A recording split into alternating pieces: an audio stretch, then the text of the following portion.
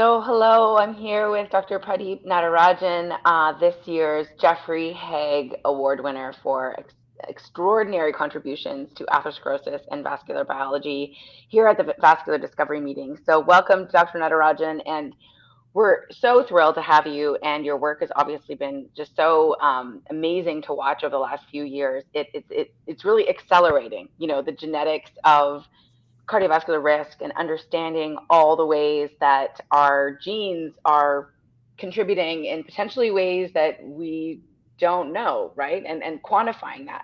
So tell us a little bit about that. Yeah, Dr. Rayner, thank you so much. I'm super excited to be at this meeting and immensely honored to receive this award. The ATVB meeting was the first scientific meeting I'd ever attended. That was about 14, 15 years ago. At that time, also working on atherosclerosis and lipids. And the tools to study atherosclerosis, particularly directly in the target human, have evolved substantially since those past 14 years. My focus now has largely been using human genetics because the technology has evolved, the ability to scale the technologies to profile such molecular features at the population scale have evolved. So I still work on lipids and atherosclerosis, but now have been exciting to use those tools to also look at novel mechanisms for atherosclerosis that are not directly related to lipids. A number of years ago, we repurposed the genetic data that we used to look at the germline genetic contribution to lipids and athero to now look at somatic mutations. What was surprising, and this was a coalescence of a bunch of different studies in about 2014, as we were generating more population level whole exome sequence data from blood DNA, we and others found that actually many of those individuals had acquired somatic mutations that were pathogenic that are seen in patients with leukemias. And it was way more common than anyone would have anticipated, such that individuals in their 70s who were asymptomatic, about 1 in 10 had them. So not only did they have a mutation, it was expanded. So there was some selection for fitness, but none of them had blood cancers, no other clinical abnormalities.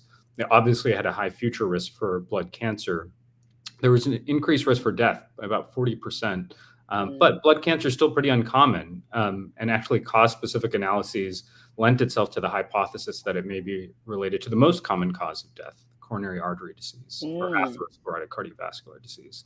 And so we followed that up a few years later with multiple lines of evidence in support of this phenomenon termed clonal hematopoiesis of indeterminate potential as being an important contributor to future atherosclerotic cardiovascular disease events. That was using multiple human data sets and some murine work as well too. And now since then, murine work and then additional human genetic evidence has tried to pinpoint the actual pathways that seem to connect clonal hematopoiesis and atherosclerotic cardiovascular disease. And it's an exciting time because, we have used the same about 5 or 6 modifiable risk factors to prevent atherosclerotic cardiovascular disease for the last half century. And we as a field continue to identify biomarkers that help refine risk, but we're still treating the same modifiable risk factors. So now the preclinical data here, suggests that this could be a new risk factor, and there may be something entirely different that you would do in this context, and really advancing these notions of precision medicine. And that's, also exciting to me as a preventive cardiologist. Right. And I think that, that last statement where you said precision medicine is so key to how we're going to be moving forward as a field. And we've heard a lot at this meeting, this sort of, this residual risk, people call it, right? So we're doing all the best thing for patients with coronary disease or other vascular diseases, and yet still there's more to be done. So, and yesterday you participated in the pro-con debate about genetic risk score, sort of in clinical practice. And so I guess it's still debated, right? If we should be adding this to our arsenal of the way that we understand risk in individuals for coronary disease. So was the debate, it seemed like it was a pretty hot debate. Yeah. I think, regardless of how we approach residual risk, it's obvious that coronary artery disease remains the leading killer in the U.S. and now over the last 2 decades has been the leading killer across the world. And so we need some major changes in paradigms, and there's, I think, multiple different ways that one could go about doing it. And the approach that we have taken to identify patients at risk has largely also been the same for like the last half century. And so not only do we need new models in precision medicine, new risk factors, identifying new causal risk factors that you would treat differently, but also rethink how we identify risk. And part of the notion, as we all have, I think increasingly appreciated, that atherosclerosis starts early, longitudinal exposures magnify future risk. Right. So better identifying folks early in life remains a major scientific goal.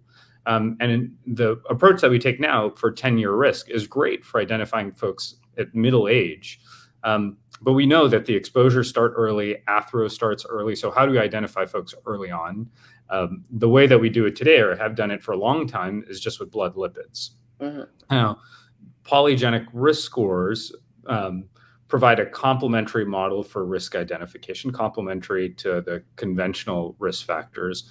But what's unique about this biomarker compared to others is that that information is static throughout life. Its contribution to risk does change throughout life, but its effects seem to be the largest when ascertained early in life. And the model seems to be very similar to lipids. And it also seems to be a modifiable risk factor, meaning lifestyle modification, statins, and other strategies may also reduce future risk. And when you identify risk early and you start these therapies early, these are the folks that will benefit the most lifelong. So I think there will be a model going forward. It is also, I think, not an esoteric biomarker anymore, because increasingly so companies that are doing direct-to-consumer genetic testing are returning this information. There are many now NIH-funded studies of returning this information to patients within healthcare-associated biobanks.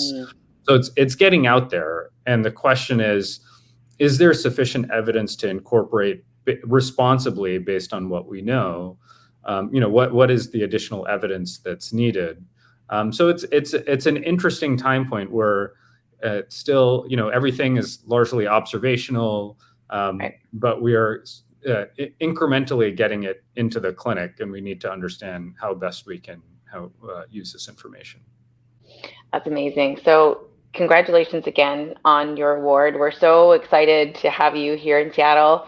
And we're just, the work you're doing is really straddling all the different fields that are here at the meeting. So we have, people from the Precision Medicine and Genomic Precision Medicine Council. We have the ATVB Council. We have the PVD Council. So we're, it's wonderful for investigators like you to be here that really are spanning, all of those councils. So congratulations again. Thanks. See you at the meeting. Thank you so much.